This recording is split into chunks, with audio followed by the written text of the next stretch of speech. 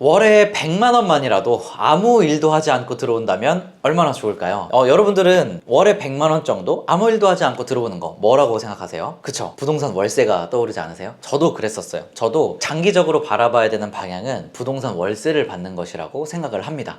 그래서 옛날에는 부동산 월세를 받기 위해서, 그러니까 월세 현금 흐름을 만들기 위해서 부동산 경매를 열심히 했었습니다.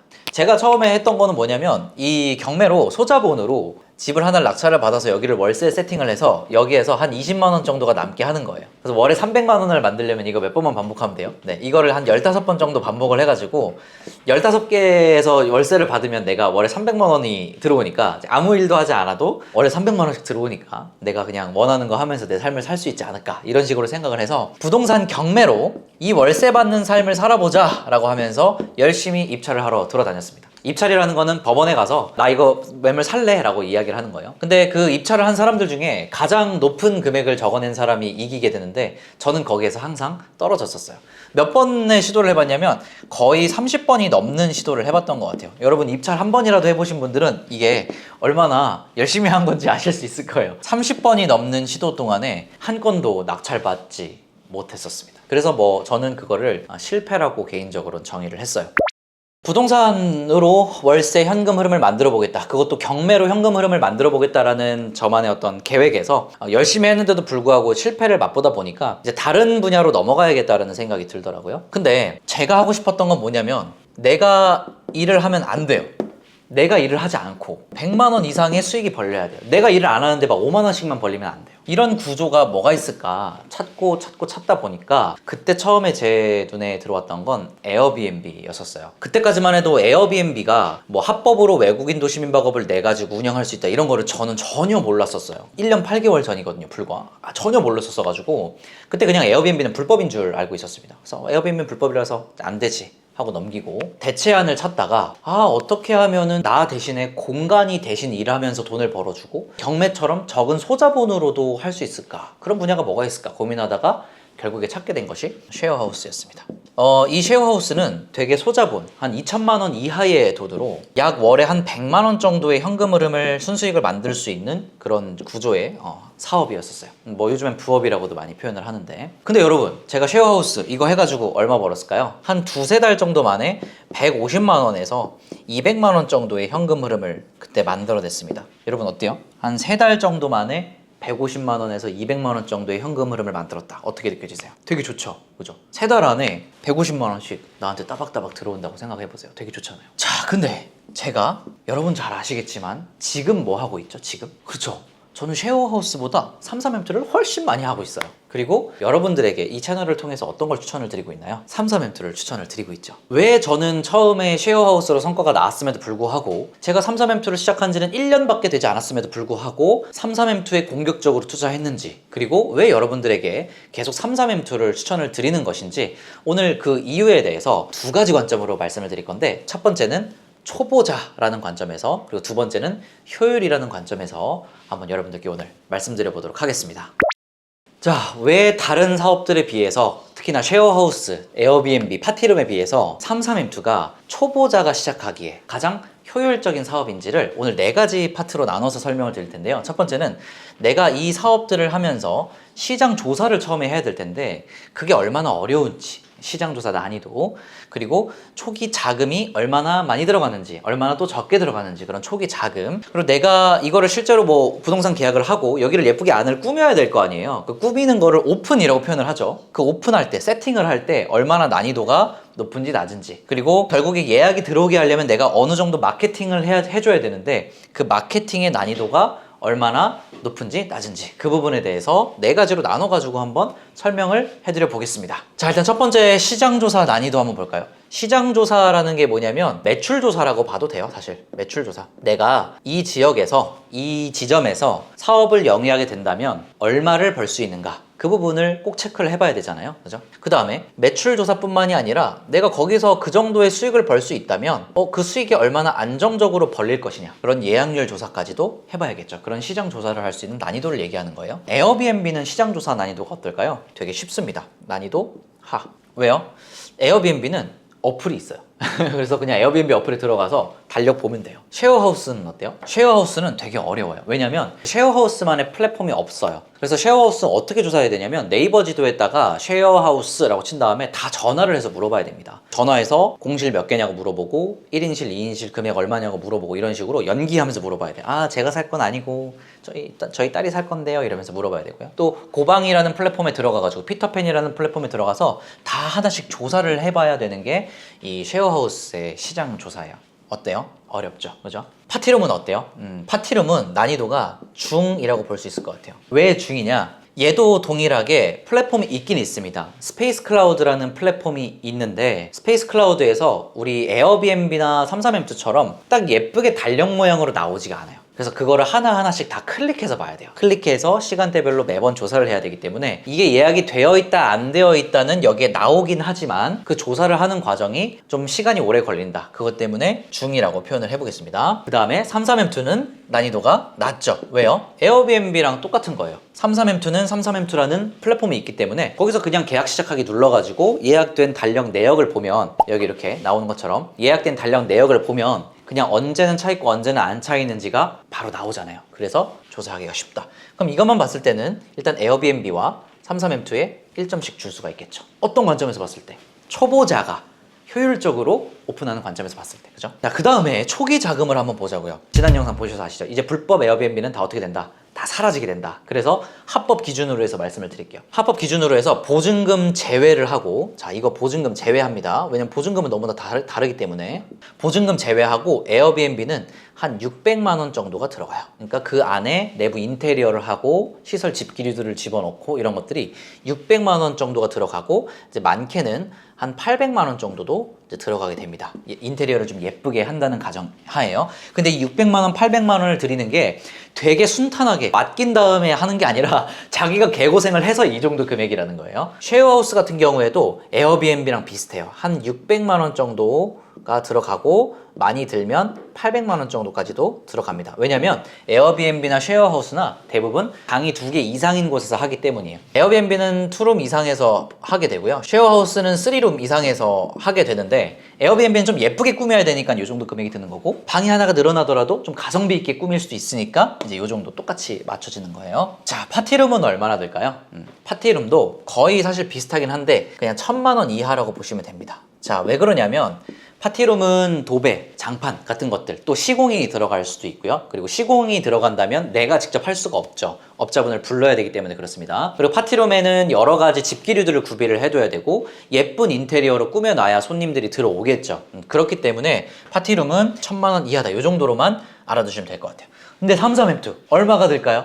이거는 150만 원 밖에 들지 않습니다. 왜 그러냐면 에어비앤비는 예쁘게 꾸며야 돼서 많이 들고 파티룸도 예쁘게 꾸며야 돼서 많이 들어요. 쉐어하우스는 가성비 있게 꾸며도 되지만 어느 정도는 예뻐야 되고 왜냐면 그래야 손님이 들어오니까 어느 정도는 예뻐야 되고 근데 반개수가 많아요. 그래가지고 좀 돈이 많이 들어요. 33M2는 몇 명이서 머물러요? 보통 한 명이나 두 명이 머무른단 말이에요. 그리고 장기간으로 예약하는 거다 보니까 어떤 느낌이냐면 예쁜 에어비앤비 느낌이 아니라 가성비 느낌. 코멧 제품으로 도배를 해놔도 예약이 잘 들어오는 게 33M2다. 그래서 저렴하게 세팅을 할 수가 있는 겁니다. 자, 그러면 초기 자금 난이도로 봤을 때 누가 압승? 그죠? 33M2가 압승이죠. 그 다음에 오픈 난이도 한번 볼까요? 오픈 난이도라는 건 내가 이 부동산을 임차를 하고 나서 거기에다가 이런저런 집기류들을 세팅할 때의 그 난이도를 얘기를 하는 거예요. 에어비앤비 같은 경우에는 예뻐야 돼요. 여러분, 에어비앤비를 이용하려고 하는데 평소 내 집이랑 똑같은 집이라면 이용하시겠어요? 아니죠. 2만 원, 3만 원 더 주고라도 여행을 간 거기 때문에 내 집과 조금은 다른 느낌이 나는 또는 뭔가 한국의 예쁜 정서를 느낄 수 있는 그런 집에서 머물기를 바란단 말이에요. 에어비앤비 이용 고객님들은. 그죠? 그러니까 예쁘게 꾸며야 돼요. 그럼 여기에 인테리어가 들어가야 돼요. 인테리어와 홈 스타일링이 명확하게 들어가줘야 됩니다. 그래서 에어비앤비는 일단 침대를 사더라도 침대도 예쁜 걸로 사야 되고요. 가구를 사더라도 예쁜 걸로 사야 되다 보니까 돈이 많이 들어가요. 그리고 그 분위기들, 그 가구들과 인테리어의 분위기를 잘 맞추는 것도 난이도가 꽤 높은 일이죠. 만약에 화장실이 좀 모질한다, 화장실이 너무 옛날식이다, 그러면은 타일 공사를 하기도 해야 되고 합니다. 그렇게 해서라도 좀 예쁘고 깔끔하게 꾸며야 되기 때문에 오픈 난이도가 높은 편이에요. 그래서 뭐라고 적냐, 여기다가 오픈 난이도가 높다. 쉐어하우스는 에어비앤비보다는 좀 낫습니다. 왜 그러냐면 여기는 되게 예쁘게 꾸며야 되죠. 쉐어하우스 같은 경우에는 조금은 가성비 있게 꾸며도 돼요. 왜냐면 그냥 평소에 살 집이기 때문에 일반적인 가정집처럼 꾸미시면 되거든요. 그래서 여기는 이제 중이다. 대신에 이제 왜 하가 아니냐면 방이 많아요. 방이 많아서 보통 5명이서 살거든요. 침대 5개, 책상 5개, 행거 5개, 옷장 5개, 냉장고, 세탁기, 건조기 등등등등 놔주려면 내가 그거 하나씩 조립하고 있다고 생각을 해봐요, 여러분. 얼마나 힘들겠습니까? 책상 하나 조립하는 것도 힘든데 5개 조립하고 있으려면 힘들겠죠. 그래서 중이다. 파티룸은 역시 상이다. 이건 말 안 해도 알겠죠, 여러분? 넘어갈게요. 그다음에 33M2는 오픈 난이도가 하입니다. 하. 왜? 쉐어하우스와 비슷한 감성, 가성비 감성으로 꾸미면 되는데 쉐어하우스는 침대 5개, 뭐 5개, 뭐 5개 계속 이렇게 꾸며야 된다면 이 33M2는 침대도 하나만 놓으면 되고 옷장도 하나만 놔도 되고 행거도 하나만 놔도 되고 그죠? 얼마나 편해요. 그래서 오픈 난이도로 봤을 때도 33M2가 가장 낫다 이거예요. 이 관점에서 봤을 때도 초보자가 효율적으로 오픈하기에 33M2만한 게 없다. 그 다음 마케팅 난이도 볼까요? 에어비앤비는 어디로 예약을 받아요? 에어비앤비 어플을 이용해서 예약을 받죠. 플랫폼을 이용해서. 그러면 에어비앤비에 마케팅하는 방법은 뭐예요? 에어비앤비 어플에 올리는 것밖에 없죠. 난이도가 높아요, 낮아요? 낮죠. 그러니까 그냥 올리기만 하면 되니까. 쉐어하우스는 어떻게 마케팅해야 되는 줄 알아요? 이거는 완전 상이에요. 쉐어하우스는 어떻게 마케팅해야 되냐면 일단 블로그에 상위 노출을 해야 되고요. 피터팬에 매일 한 번씩 글을 써야 되고요. 고방이나 여러 가지 이런 쉐어하우스 중개하는 플랫폼들에 광고를 돌려야 되고요. 되게 복잡하죠. 그렇게 해서 그분들이 왔어요. 그럼 그분들은 방을 보여줘야 돼, 또 쉐어하우스는. 거기에 가가지고. 내가 만약에 목동에 살고 있는데 회기에다가 오픈했잖아요? 그러면 회기를 맨날 가야 돼요, 집 보여주러. 어때요? 쉽지 않죠? 쉽지 않아요. 파티룸은 마케팅 난이도가 이거는 최상입니다. 파티룸은 마케팅을 하지 못하면 광고를 돌리지 못하고 마케팅이라는 게 그냥 누군가한테 보여주는 거 말고 그 보여줌을 통해서 고객들이 실제로 예약을 하게 하는 것까지가 마케팅이라고 했을 때 얘를 예쁘게 꾸미고 아무리 플랫폼에 올려놓고 해도 고객이 선택 안 하면 말짱 도루묵이잖아요. 그럼 마케팅이 되는 게 아니죠. 그죠? 고객들이 내 파티룸을 왜 이용해야 되는지를 그 이유를 명확하게 줘야 돼요. 좀 사업적인 영역이 강해요. 그래서 되게 어렵습니다. 그러니까 유튜브에 막 파티룸으로 300만 원, 400만 원씩 순수익 내고 계신다는 분들 있잖아요. 그분들 다 진짜예요. 진짜로 그렇게 나요. 뭐만 잘하면. 마케팅을 잘하면 그렇게 납니다. 사업을 잘 하시는 분들인 거예요. 저는 잘 못합니다. 33M2는 마케팅 난이도가 어때요? 이거는 그냥 최하라고 봐도 돼요. 최하. 왜? 상세 페이지를 예쁘게 쓸 필요도 없어요. 그냥 적당히 깔끔하게만 쓰면 돼요. 얘보다도 난이도가 낮아요. 그리고 33M2라는 플랫폼에 올려만 놓으면은 예약이 다 들어옵니다. 근데 이런 분들이 있어요, 가끔씩. 저는 지금 운영하고 있는데 올려도 안 들어오던데요? 수요가 없는 곳에 오픈을 했으니까 당연히 예약이 안 들어오겠죠. 그죠? 그건 에어비앤비도 똑같고 다 똑같습니다. 그런 거 말고 내가 수요가 있는 지역을 찾아서 들어갔을 때 그 지역 안에서 숙소를 올리면 얘는 그냥 예약이 잘 들어온다는 거예요. 자, 근데 여기까지 해서 비교를 좀 해드렸는데 근데 여러분들한테 중요한 건 뭐예요? 결국 그래서 얼마가 남느냐? 수익 아니겠어요? 그 수익도 한번 말씀을 드려볼게요. 에어비앤비는 예상 수익을 한 150만 원에서 200만 원 정도로 잡습니다. 잘 되는 지점들은 막 300만 원, 400만 원도 남긴 해요. 쉐어하우스 같은 경우에는 지점당 100만 원 정도를 예상 수익으로 잡고 저도 96만 원에서 103만 원 사이로 수익이 왔다 갔다 하고 있어요. 제가 운영하고 있는 지점들이. 파티룸은 300만 원에서 400만 원도 남아요. 정말 잘한다면. 33M2는 예상 수익을 50만 원에서 100만 원 사이로 잡습니다. 그래서 지금 적어드린 수익을 보면 뭐가 제일 낮아요? 33M2가 제일 낮죠. 그럼에도 불구하고 저는 어떤 사업을 추천을 드려요? 33M2라는 사업을 추천을 드리는 겁니다. 왜냐하면 아까도 계속 말씀드렸듯이 우리가 오늘 이 영상에서 이야기하려고 하는 포인트는 뭐예요? 해시태그 초보자, 해시태그 효율, 그쵸? 내가 10의 노력을 들여서 200만 원 버는 거랑 1의 노력을 들여서 50만 원 버는 거랑 두 개 중에 여러분은 어떤 걸 선택하시겠어요? 저는 제가 초보자라면 당연히 후자를 선택할 것 같습니다. 자, 여러분 오늘 영상 보면서 어떤 생각이 드셨나요? 누군가는 이 영상을 보면서도 제가 33M2를 추천을 드려도 50만 원 벌어서 뭐 인생 바뀌니? 이러면서 부정적인 프레임을 가지고 보셨을 거고 또 누군가는 긍정적인 프레임 안에서 아 그래 효율적으로 내가 50만 원이라도 벌 수 있는 가장 난이도가 낮은 사업부터 해보자 이런 긍정적인 마음으로 받아들이신 분도 있을 거예요. 저는 계속 누차 말씀드리는 것은 이 33M2가 인생의 로또라는 게 아닙니다, 여러분. 오해하시면 안 돼요. 그리고 이 33M2가 에어비앤비나 다른 사업들보다 수익성으로 봤을 때 뛰어나다고 얘기를 드리는 것도 아니에요. 에어비앤비가 캡이야라고 짱이야라고 말씀드리는 것도 아니란 말이에요. 그런 의미가 아니에요. 뭐냐면 계속 말씀드리지만 초보자가 효율적으로 할 수 있는 부업 중에 가장 빠르게 성과를 맛볼 수 있는, 그리고 가장 빠르게 작은 성공들을 맛볼 수 있는, 내가 앞으로 계속 다른 상위의 사업들로 올라가야 될 텐데 그 상위의 사업들로 올라가기 전에 발돋움을 할 수 있는, 그 발판을 마련할 수 있는 가장 좋은 사업이 33M2라는 거예요. 우리 헬스 할 때도 처음부터 100kg 드시나요? 아니잖아요. 그렇게 하는 사람 없잖아요. 빈봉부터 들어보고 10kg, 20kg, 30kg 증량해가지고 결국에 100kg까지 가는 거잖아요. 사업도 똑같아요. 사업도 이런 여러 가지 난이도가 있단 말이에요. 시장 조사도 해야 되고 자금도 많이 들어가는 것도 있고 오픈하기까지 굉장히 여러 가지 시행착오를 겪어야 되는 것도 있고, 오픈을 하고 나서도 마케팅이 안 돼서 폭망하는 카페들과 자영업들이 얼마나 많습니까? 그렇게 상위의 사업으로 올라가기 전에 우리가 밑단부터 조그만하게 경험해 볼 수 있는, 그렇게 해서 성공의 기반을 다질 수 있는 가장 효율적인 부업이 뭐다? 33M2라는 거예요. 제가 이 결론을 온라인 기반의 사업들 있죠. 쿠팡에서 판매를 하든 스마트 스토어에서 판매를 하든 온라인 기반의 사업들을 다 해봤고 지금도 하고 있고 오늘 아침까지도 했었고, 그리고 오프라인에서는 에어비앤비, 파티룸, 그리고 33M2까지 다 총망라해서 해보면서 느낀 거예요. 그 결론을 여러분들에게 말씀을 드리고 있는 겁니다. 여기까지 들으니까 어떠세요?